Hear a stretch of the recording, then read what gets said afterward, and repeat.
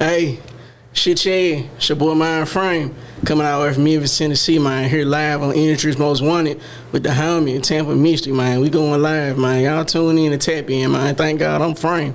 Shit, yeah. Got me thinking, is they really with me, yeah? Life be lifing, can I get a witness? I gotta get it. I'm standing. Hey, what's going on, man? It is your girl, Tampa Mystic, and we are live. Where are we at, MINDFRAME? Industries most wanted. You better tell them the big one, not the little one. What's going on? Big industry most wanted, man. Not the little one. Take my glasses off, man. Say, man. Hey, man. Yeah, hey, man. Say, man. What's going on? How you doing, bro? It's been a minute since I've seen you. It's been a few years. Yeah, I think two or 3 years. It's had to been more than, because it's been 3.5 since I was in that other spot where you came. Right. So it's been 3.5 or like at least probably going on 4, you know what I'm saying? Yeah. It's been a little minute, but it's good to see you. Good to see you too. 100%, man. So let's just dive in. You've been professionally doing music for about a decade now. Right. Let's talk about that. Over this last decade, what would you say is the biggest evolution you've seen in yourself as an artist? Just how I handle myself. I guess being an independent artist for real. Yeah. And how I move. I really fully like engulfed that concept and that identity. And I try to operate and see everything like that. It's not more I'm just, I'm a rap out here trying to make it. It's like I'm a brand. Like you a walking brand, bro. So you gotta operate like that. You gotta communicate like that. You gotta, see yourself like that in everything that you do. You gotta conduct everything in that light and in that manner. No, 100%. I agree. And the name MINDFRAME, where did that come from? So the name MINDFRAME came from actually one of my partners from high school. I was in the game of trying to find a new rap name at the time. Around that time, like Ballers, everything, a little something was real hot and popping. Yeah. And I didn't want to do that. Like I wanted to have my own, identity and own unique name. But leaving the cafeteria after like rapping and stuff, how you used to do in high school at the cafeteria. Yeah. And my partner was like, man, bro, I just like how you rap. He was like, right before it's your turn to freestyle, he was like, you be having your eyes closed and your head be bobbing. He said it's like you really putting a lot of emphasis and attention on what you say and how you say it. Yeah. And it's like you be deep in your mind frame.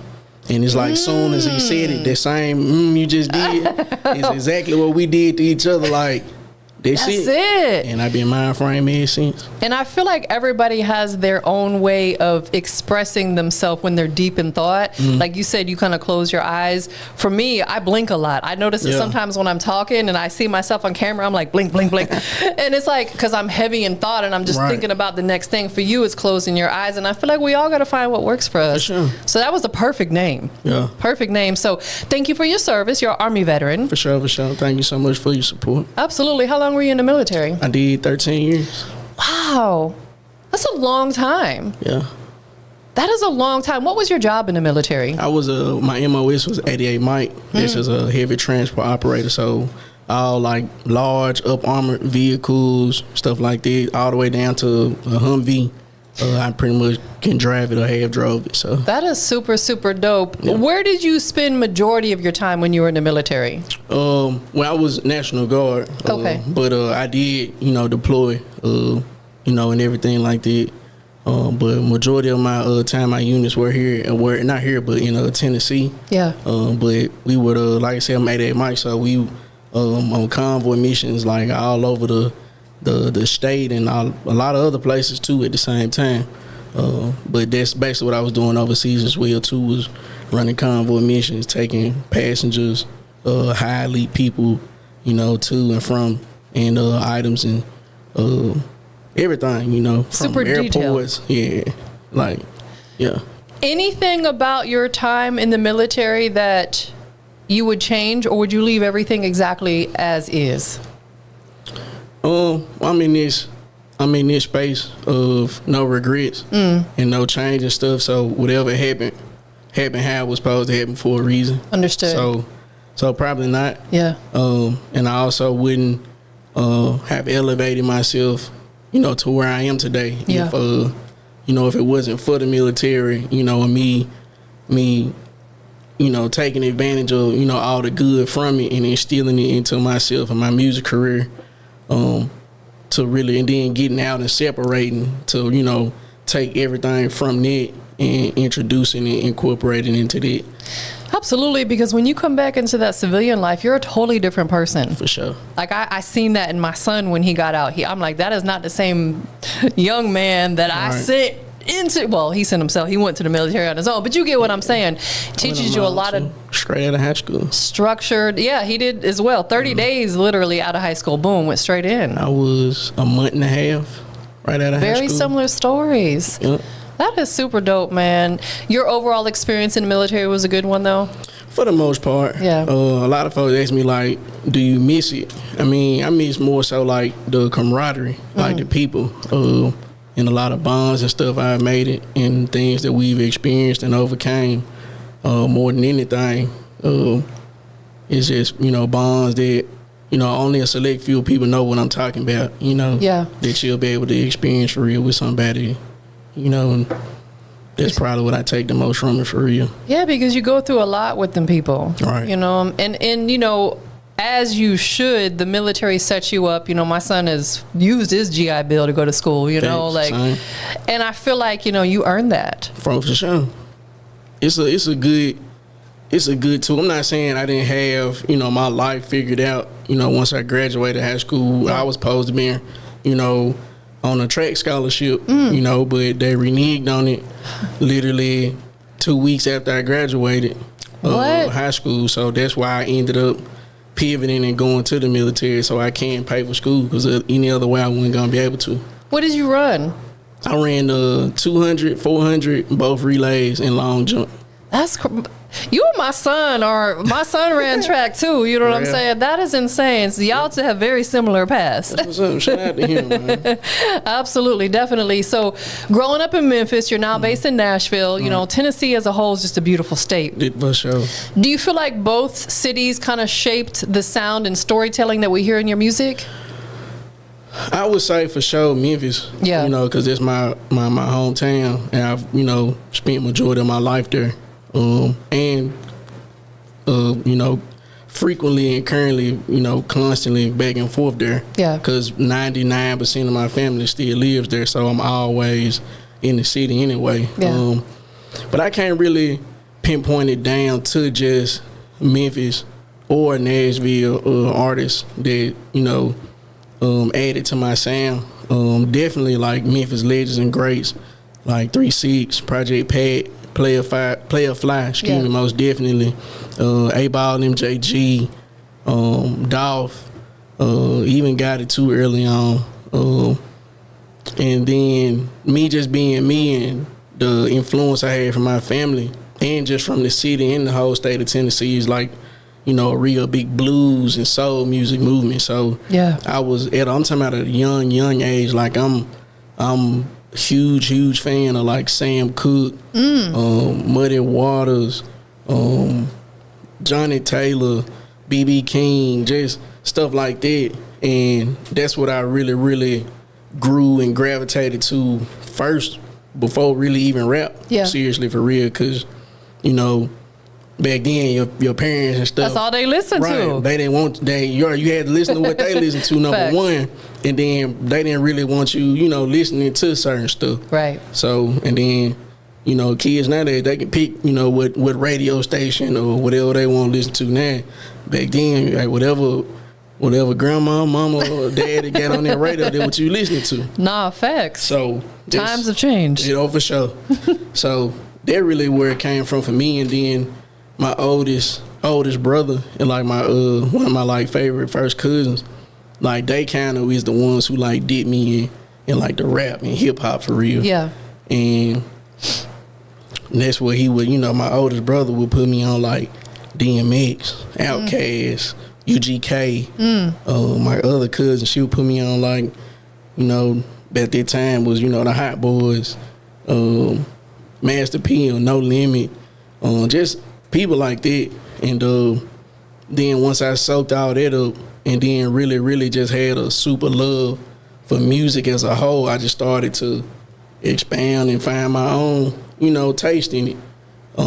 And then that's what just made me, and I think that's what makes me so versatile too as an artist. Yeah. Is because I just really, for real, genuinely love music, all types. I think that's important because you don't want to have just one sound per se. Sure. You want to be versatile so you can appeal to all audiences. Hey.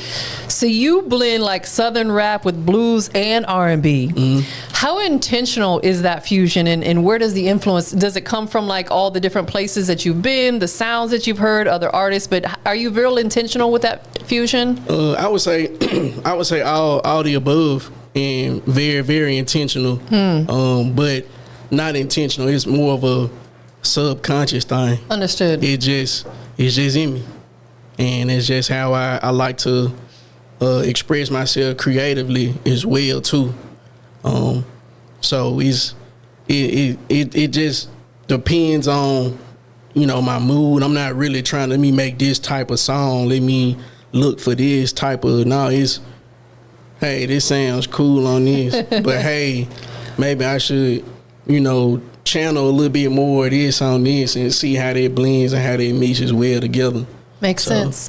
Yeah. Are you writing, like physically writing, or are you putting it on your phone? Like a little bit of both? I was big on actual pen and paper. I'm glad you said that. I said I was gonna try to just get back into that too. But you should. Yeah, this thing right here. I know.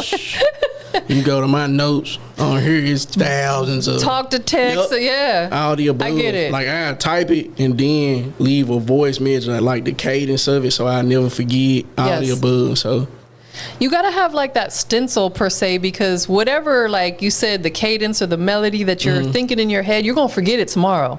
So you need like a little draft of it so you can come back to it and reference it. Do you record yourself, or are you going to a studio? I go to a studio, but that's why I say I do the voice note on top of the text note.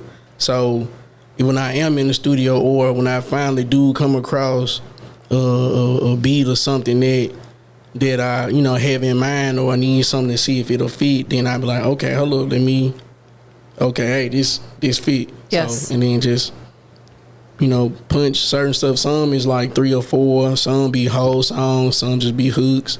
But whenever I have that creative juice flowing, like I that's the main thing. I don't care what it is. If I gotta write it down on something, if I don't get my phone, or whatever the case may be, or if I just video myself just in that moment, just let me hurry up and get that idea down, because I forget it in like 2 seconds after that. Facts, because our brains be moving so fast with everything we got going on in life. Right. Speaking of that, let's talk about lifing. Life be life. In the life be lifing, baby. It sure do, man. What inspired this song? Simply that, just life be lifing, and I wanted to. That's a common saying. Everybody been saying a lot, and I think a lot of times when we hear that, we automatically go negative. Right. We automatically think, stuff ain't going right. We automatically think, if it ain't one thing, it's another. Yeah. But with that same saying too, sometimes it can be a good thing like that. Because sometimes something might not go right, what you think's supposed to be right, but it went another way and it turned out way better in your favor because it was supposed to. So that's pretty much where life came from. Just where the main was just celebrating the good amongst the bad and not forgetting it. And then also just a main thing, which in our community, especially for like rap and hip hop, is, and I no judgment, because people indulge in their own vices. I got my own too. So, but I think for us and like the music industry worldwide and stuff, like we kind of abuse it a little bit. So I kind of wanted to shine light on it too, which is why I said, you got to be careful with your vice too, because we can't live it twice. That is facts. Yeah. So that was the main idea from it, was just, man, celebrate the good, despite the bad. Just cause something ain't going right in this way, like, man, you still gotta just be thankful for what you got. Because God'll do it. For sure. God'll do it. And I feel like oftentimes he will intervene in a situation where we got our heart set so much on this right here. But God said, that's not part of your journey. Yeah. It ain't never our plan. It's always his plan. And I tell myself this so much because I fall victim to it myself all the time. Yes. And it's that it ain't really on my timing or my plan. It's on his. All I got to do is just do what I'm supposed to do. Be obedient. Right. And he gonna work out how it's supposed to go and when it's supposed to happen for me in any aspect, in any way. Every single time. For sure. Is there an official video for the record yet? Not an official. It is a one-shot performance. Okay. That's out. That's doing numbers right now. So, man, y'all definitely go check that out on my YouTube channel. Just type in Thank God on Frame. Subscribe to my YouTube channel while you at it. Might as well. Check out all my music videos, recap behind the scenes stuff, live performances, everything you need to know. Also, merchandise is on there as well. That's too. a dope hat. Thank you. Clothing line items and stuff as well too. So we did I think the first week song's been out just a couple weeks, almost a month maybe, and we almost at over 15,000 on YouTube hard. so far. A couple thousand streams so far. So that's hard. Might be life. And I feel like we are in an era now where you don't have to have necessarily a full-on music video for every song. You can do, like you said, one-take performance, mic drop performances, some behind-the-scenes stuff, whatever it may be. Because people oftentimes will watch that before they'll watch an actual music video. Right. Because it's like, it's almost in real time. It's like, versus I had to set up this scene, that scene, or whatever. You get what I'm saying? So I feel like we're in the time for that. So that's, even if you don't do an official music video, you've still got content for it. Right. And that's what I wanted to do. I just wanted to have a visual content. I dropped it all on the same day, everything. So that's dope. The one shot, the song, everything all came out same day, same time. And I just wanted, because you gotta make it make sense and connect the dots and help everybody out. And the reason because the attention span, is about that big. Right. So that's what they go off, caveat what you're saying as far as, people might not want to watch a whole music video. They rather just see a 20, 30 second clip real quick or something, because that's all, they wanted to ingest or can take at that time. So that's why I just wanted to have that. But I definitely plan to have an actual official video for it in the future, though. And you can always, when you film that entire video, just take a 20-second clip here, 20-second clip there, and post them separately. Now you got a bunch of content from one music video. Right, and that's usually what I do for mine. Makes more sense that way. Of course, put the whole thing on YouTube, but chop it up, for definitely. You spoke earlier about having vices and stuff like that. Kind of in that realm, what is one of your guilty pleasures? That people wouldn't expect. I mean, drinking, of course. I'm the whiskey poppy. Drake the champagne poppy. MINDFRAME is the whiskey poppy. So, what type of whiskey? I'm big on Uncle Near's, which is featured in my official one shot for life. Uncle Near's, hit me up. We need to do something. Get that endorsement deal popping. Brand deals. What's good? Come mess with the whiskey poppy. Holla at your boy. Might as well make it happen. And anybody else who got a libation beverage of the brown texture, I'm open and available. You gotta shoot your shot.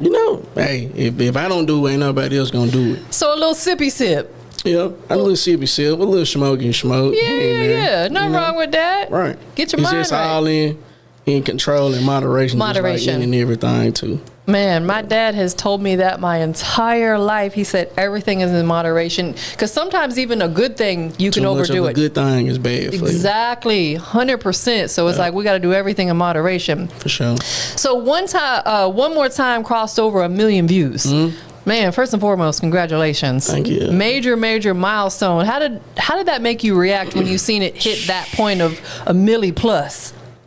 Felt like I was supposed to have been did it a while ago, but I was real happy about that. Yeah. But that just only spoke to the volume of, one, the music itself, but then also the visual that went with it.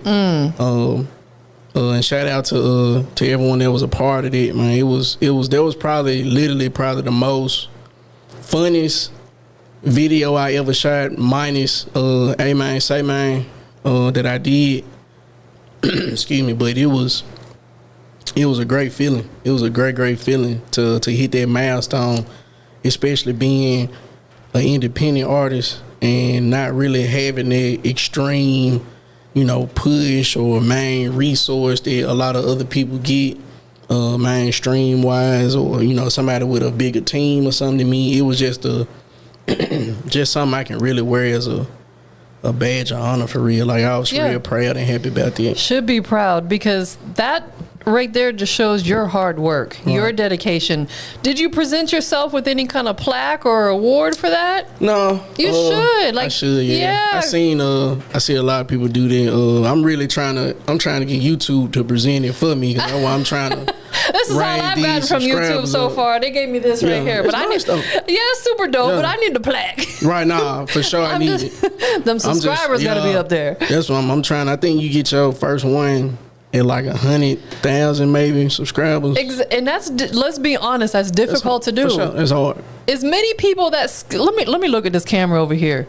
As many people that stop by his YouTube and my YouTube, hit the doggone subscribe button. Like, there's no reason 1 million views, and I got I think like right under 18,000. That's what I'm saying. Like, come on, you're sharing it already. You might as well share and subscribe. Exactly. Just go and do it. Doesn't cost you nothing. There ain't a subscription fee. Yeah, you ain't even got to do this. Just share and subscribe, and get you a little, everyone kids' lifelong dreams. Clothing line items, some MINDFRAME merch. You can do that. Facts. Yeah. So you've opened up for legends like the one and only Project Pat. Yes, sir. Shout out Project Pat. That's the homie, man. We love you, Pat. Yeah. Bone Thugs as well. Yeah, shout out to them. Some of my faves. Man, that was a great show that day for them. I had so much fun backstage with them. Let's talk about that. Like, what was the moment during those performances that made you feel like you were truly living and walking and performing in your purpose? It was that same feeling. I just said for one more time, hitting 1 million. It don't even feel surreal, because it feel like I'm supposed to be there. Yeah. Like, and it's exactly how I feel in them moments. Like, you feel like I'm supposed to be in this environment. I'm supposed to be doing this. Yeah. I'm supposed to be around greats like that. And I definitely enjoyed it. This being a part of my story and my legacy that I'm building. As an artist myself. But it's just, I try to soak up as much game from them as I can. I try to watch them, see how they do stuff, see how they operate, and see what I can take from it to add to myself. And just always just being a good person, to other people and showing love to them, because I feel like a lot of times people miss that aspect. Yeah. So they miss out on being able to keep growing and keep having those chances and those opportunities and stuff. So that's all I just try to, worry about and do. And just being in that space and in that environment it's no greater feeling. Yeah. As an artist, for real. Being that you're from Memphis, how important was it to you to be able to share a stage with a Memphis legend like Pat? Like, I wouldn't even say sharing the stage with him. Like, just chopping it up with him. Yeah. Like, backstage. We exchanged gifts with each other. Like, me and I, speaking of, last time we met, I gifted you something. I got something for you again today too. I love me some gifts. MINDFRAME like to show love. So that was all I had in my mind and in my intentions. Like, not even to receive nothing back, was to just, get Pat his flowers. Like, from me, me being from Memphis. We from the same area just about. We both from North Memphis. Yeah. So just being able to just give him his flowers. It wasn't even about, excuse me sharing the stage with him. Yeah. Just that good 15, 20 minute straight conversation we had backstage while Young Buck was like standing right here next to me. And I'm just like, bro, like, you don't understand like how much growing up on your music and just your impact alone, did not just for the city, for me and a lot of other people, and still to this day, like, which is crazy. And just I got him excuse me, some of my merch and stuff, and he gave me something back that I wasn't expecting. He gave me a book. Yes, he's an author. Yeah, no, it wasn't even his book. It was somebody else's book. Okay, but to put you on game. But he told me with this book, he said, man, if you read this book, he said, to keep doing what you're doing, he said, you're going to be unstoppable. And I've already finished the book and tried to implement everything from it. But it's a quick synopsis of it. It's basically just about being careful with your tongue, meaning as watch what you say and how you say it, because your words got power and your words got meaning. So anytime you might think, you know, it's just a little jokey joke or something, if you saying something negative or to slight you or the next person, then that's the energy you putting out. That is facts. Anything we put out into the world is what we get back. For sure. Shout out to Pat, man. He's big salute, Project Pat, man. One of the realest people that I've met. Had the honor of actually interviewing him years back. Yeah. And I want to ask you this too, because Pat recently lost his son, Poncho. Right. Long live Poncho. Right, long live Poncho, man. To Rest in peace. Yeah, like, my condolences, Pat, man, to you and your family still, man. how does that make you feel, like, when you see stuff like that? Because Poncho was very, very young, you know, Right. early 20s, you know, coming out of your city. How does that affect you as not only as an artist, but as a man? It's sad. It's sad because, and especially coming from, you know, my city, which I try to stay away from and not harp on, because I try to always show the beauty of my city. Yes. I try to show and showcase the positive of my city, because just as much, you know, bad things and crime and murder and stuff like that goes on, it's so many, man, just good-hearted people. Yes. And just people with great intentions, talented people, hustling people that just all they trying to do is make it out and make some of themselves, like anywhere and anywhere else. Yes. And it is so much amazing, beautiful culture there. Like, and people be like, I don't know why people visit Memphis. Like, that's why. Because despite all this, Yes. it's still something here that's bringing people here. And that's happening for a reason. Listen, I agree. People are quick to stereotype a situation based upon, because media be blowing a lot of ish out of proportion. Let's keep it G. You know what I'm saying? For sure.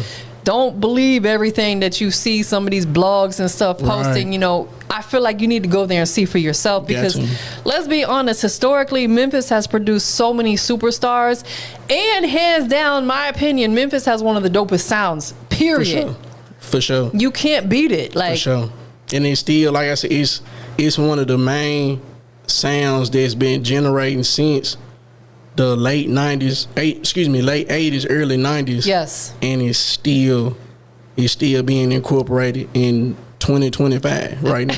When I interviewed Pat, he talked about how he's had to clear so many samples, like a bazillion of them over the years, and people are still sampling him. To this day. Juicy J, of course, the whole 3-6 Mafia, Playa Fly, the list goes on, because it's just great music. Exactly. It's great music, a great sound.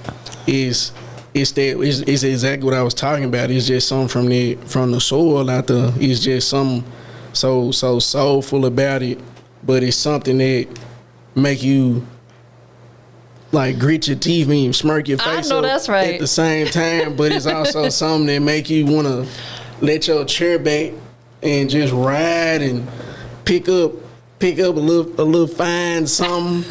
And enjoy your day. Like, it checks all the boxes.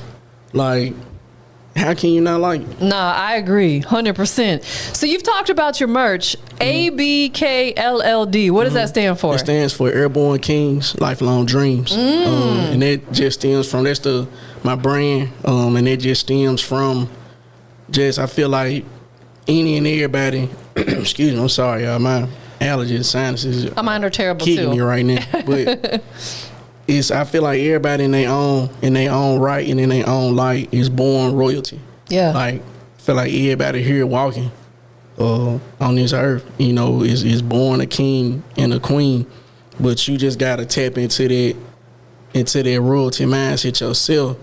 And I feel like everybody here has a purpose. Yes. And our lifelong dreams that we have is usually your purpose. Is what you truly, really, really want to do. And I feel like once you have that mentality that you are royalty and you are a king and you operate in your purpose, man, the possibilities are endless. So where can people purchase it? you can go right on down to www.ThankGodImFRAME.com. He said, get on right on down. Just right on down. If you're on my Instagram, it's on there. If you're on Facebook, it's on there. If you go to my YouTube and subscribe, like we just stated, just type in Thank God I'm Frame. And some of the items are available for purchase right off YouTube and things like that as well. See, I think that's dope because you seamlessly integrated your merch into your website, Spotify. Spotify's on Spotify too. YouTube. What advice would you give for like any indie artists that are building a business around their brand? Is make it all make sense. Don't just, and I'm not saying, hey, if you just want to make music and focus on just making music, that's cool and it's fine. Do that. That's why the whole, team thing is set in stone for. But you gotta make it work for you yourself. Yeah. I'm just one of them ones. I'm just a lot more hands-on, and I like to be more involved with, a lot of things. And I also have multiple passions as well. So that's really why I got into it. But to tell them how to go about it is, man, you making it all make sense. And especially for independent, like that's where a lot of untapped money you can get, not even just to spend, but to just even get and reinvest. Yeah. Is like, it's priceless. Like you leaving so much money on the table, like period. Like speaking of, for Project Pat, at the Project Pat show, Project Pat had, I think he had like he had like 50 t-shirts. I had like my whole setup in the bag and stuff, and a lot of the other artists didn't have nothing at all there. So, and I got a shirt that's A Mine Say Mine. People thought it was Project Pat. Because he says that all the time. Right, because it's a Memphis slang. Everybody, say A Mine Say Mine. And I got a song, A Mine Say Mine, which I performed that night too. And people were seeing the A Mine Say Mine shirts and thought it was Pat's. So they was coming over there. Let me get there. I'm like, is this Project Pat's? Some of them I was saying, no, it's mine. But then when too many people got to saying this Project Pat's right now, I was like, yep, sure is. Yeah, don't copy 1 or 2 or 3. It sure is. Sure is. So, but I'm just really saying it to say this. Like, I made a good chunk of change just off merch. Like, that day. Like, literally, just off that day. I made so much just off merch. It was unbelievable. That alone is a great piece of advice right there. Because I had an artist here recently who went on like a promo tour. And I asked him, I said, what would you do differently? He said, next time I'll make sure I have merch. Because everybody else, not everybody, but a lot of other people were there, were selling the merch and they were making money off of it. Yep. So another great piece of advice. You're also starting a podcast. Yeah, I'm trying to get into it. No, you ain't trying. You're doing. That's right. Thank you for correcting me. Because I'm trying to erase trying out my vocabulary. Yeah, flush that down the toilet. Right. I am working on it, working the kinks out on it. Okay. Just other small things is like location and things of that nature. But I just really, really love talking about, my journey as being an independent artist and on the come up. Yeah. And I just think it's so interesting because we see all these documentaries of people who are big names now. We see, their come up then, at the end. Yes. But what the disconnect is, people want to be more engaged now. They want you to be more personable. So correct. I want people to be able to see that come up as it's happening. I couldn't agree more because that's exactly what I stand on for what I do. Right. I've interviewed a lot of celebrities. Even Moneybag Yo out of Memphis. Right. I interviewed him years ago. Playa Fly, Shout out Fly. Shout out to Playa Fly. That's my dog. Yeah, he's so dope. I gotta work with them one day. But I thrive on interviewing artists on the rise because I want to feel like I was a part of their journey. Right. And I'm not trying to, step on, your toes and anyone else's toes. No, But it's plenty of room out I here. have, when I meet and come up with other artists and stuff that, I can sit on my colleagues and, people who in the fray with me, and we can really learn from each other. I Number agree. one, instead of everybody want to think stuff is a competition and, everybody want to sleek hate and act fake friendly and all this other stuff. Yeah. It be all over attention and money when you think about that attention stuff in long term, it ain't really even worth it. And the green stuff, man, they print it every day. Yeah. So it's plenty of it for everybody. But just being an artist and just being able to receive some of they, things and pick their brain on certain stuff on their journey, and not even to compare, but just to get an understanding of each other. Yeah. And then for us to untap that, and then for somebody else to see it who want to do the same, they can learn as well too. So I look at it as another resource. Thanks. Because I tell artists all the time, I shouldn't be the only interview you're doing. For sure. Dirty Glove shouldn't be the only interview you're doing. The list. I look at it when I see another podcast pop up, I'm like, and it's someone I know. Okay, cool. Now that's another person I can send this artist to. Right. You know what I'm saying? I look at it as another resource because Right. we got to tap into as many platforms as possible. So when can we anticipate maybe top of the year launch for it? That's exactly what I'm aiming for. I'm aiming for top of the year, end of this year if possible. Okay. But for sure, the ball will be rolling by top of the year.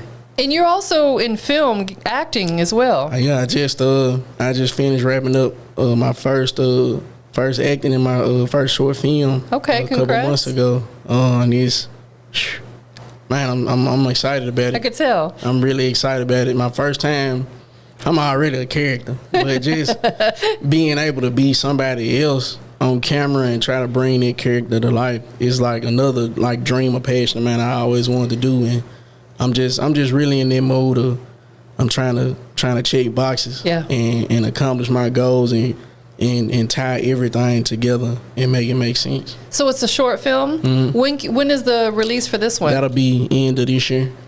So is this going to be the first of many? First of many. So safe to say. And of course you can get into the whole sync licensing aspect of it. Trying to get into that too. We is gonna get into that too. There's a good friend of mine out of Birmingham, Alabama. He's a producer, audio engineer, and for years he's been involved in sync licensing, and he actually wrote a handbook about it.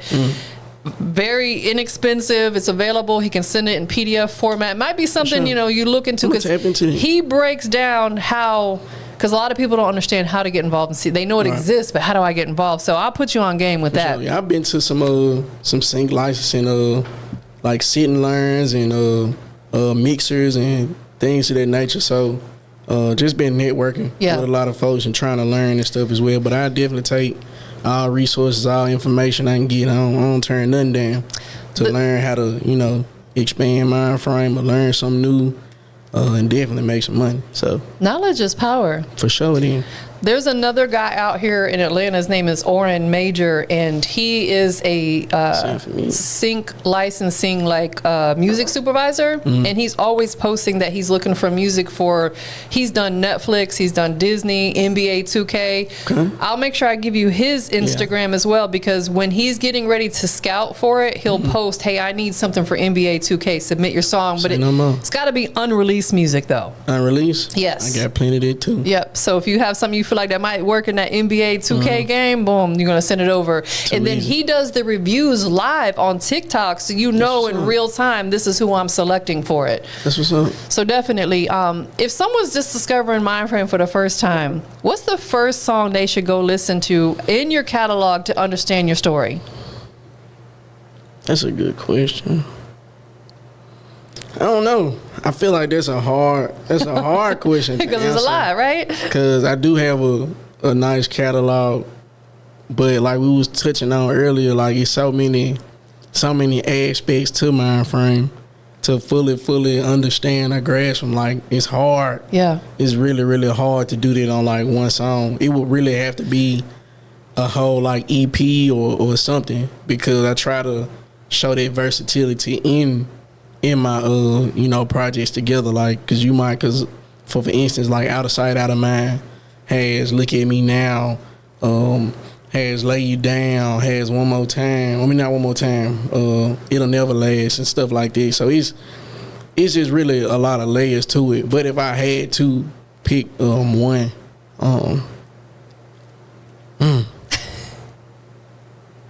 How about one project? Give us the project. One project? Yeah. I would have to say my latest would be Mind Over Matter. Okay. I would have to say Dead for Sure. Find Me. Dead Wrong. It's a lot of good songs on there. Way to My Haters. It's a lot of good songs on there. Definitely. Anything else you got coming up in the works, coming down the pipeline that we need to know about before we get into this performance? Right. So right now, for sure, what y'all need to do is follow, you know, the MINDFRAME, social media, everything is ThankGodImFRAME. That's Instagram, Twitter, TikTok, Facebook, MINDFRAME, YouTube is ThankGodImFRAME. Then and check out the website ThankGodImFRAME.com. That's the quickest and easiest way to tap in to see what I have in the works, what I already have available, and what's to come. But right now, new single Lifin' is going crazy. It's actually here playing on the radio here in Atlanta on V103. Amazing. So definitely call in. Do people call in and say request songs in them? I don't know. I know that was a big thing back in the day. I don't know. It was. We need to start that back up. Man, I gotta pick up the phone and call Bankhead and Swampy and tell them folks to play life and tag them on. So that's probably what it is now. Yeah, You probably gotta DM them on social media, right, or something. tag it on a post or something. Yeah. So definitely, man, just check out Lifin'. And speaking of Lifin', me and this producer, he go by the name of J Joy. He's from Jackson, Tennessee. I'm from Memphis, Tennessee. Which is right there. Right. And now we both currently live in Nashville, Tennessee. Oh, okay. So we're working. J Joy produced Lifin'. And we're now we working together to make a joint project, all produced by him and everything like written and performed by me. And the stuff that we already have, like, of course, Lifin' first one, and it's a smash. Going crazy. And, excuse me, what we already have still on standby is crazy. Like, we really trying to focus on just bridging that gap. Like you were saying, like, as far as, like, the resources and this, and that, I feel like media platforms and people like that, like, y'all have that, and some cities do. Like Atlanta, for sure, y'all got that down packed. Like it's a hand reach out and pull up type of place. And we trying to really, really get not just Tennessee but the whole South on it. Because just imagine how deadly we be. Like, it's already slick, undeniable now. But just imagine if everybody adopted that same mentality. So we just trying to bridge that gap and focus on unifying everything and taking and showing and displaying all the culture from, you know, my city, his city, Nashville, the whole state of Tennessee, period. And just trying to put that all in the forefront for everybody to enjoy, experience, and be a part of. Yeah. So that's definitely something to look out for. Like I said, first movie coming out this year. Starting to be acting in a few more here soon as well. My own podcast be coming into this year, top of the year. New designs and things of that nature from Airborne Kings Lifelong Dreams. Clothing line and MINDFRAME merchandise will be coming out here soon. So we got a lot on the way. A lot on the way. Hopefully some more performances and shows. Trying to fill in some days. I'm available for booking. Holla at your boy. Holla at me. ABKLLDmanagement@gmail.com. You know, or quick DM. ThankGodImFRAME on Instagram. Let's make it happen, man. Anybody you want to give thanks to for supporting you? Definitely. I just want to thank God for sure. First off, for everything. I wouldn't be where I am. Wouldn't have made it this far, without God. Definitely want to thank my family, my very, very close friends. Shout out to Capo, Small X Agency. Shout out to you and just other genuine people who got dope and great platforms that, it's more than just a lucrative thing. Yeah. Like, you actually care about what you're doing and you actually have relationships with people you come across and come in contact with. Because like we said, we've been locked in with each other for so long, and it's always good to always come back and visit and sit down with you. Like, likewise. It really is. And definitely, man, I just want to just thank everybody who, man, if you stream anything in MINDFRAME one time, I appreciate you. Just don't make it one time. Keep going back to it and doing it again. Put that joint on repeat. Yes, sir. Do all that. Do all the above. So my last question is, where we at? Industries most wanted. Tell everybody what makes MINDFRAME the industry's most wanted. I'm the industry's most wanted because I'm doing major. Can we curse? Yeah. I'm doing I went the whole interview with that, and I'm proud of me.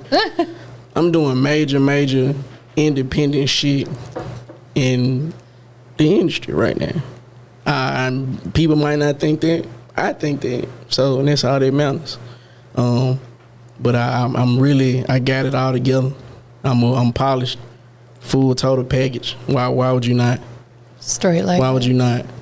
Songwriting, write my own stuff, handsome, talented, multifaceted. Why would you not?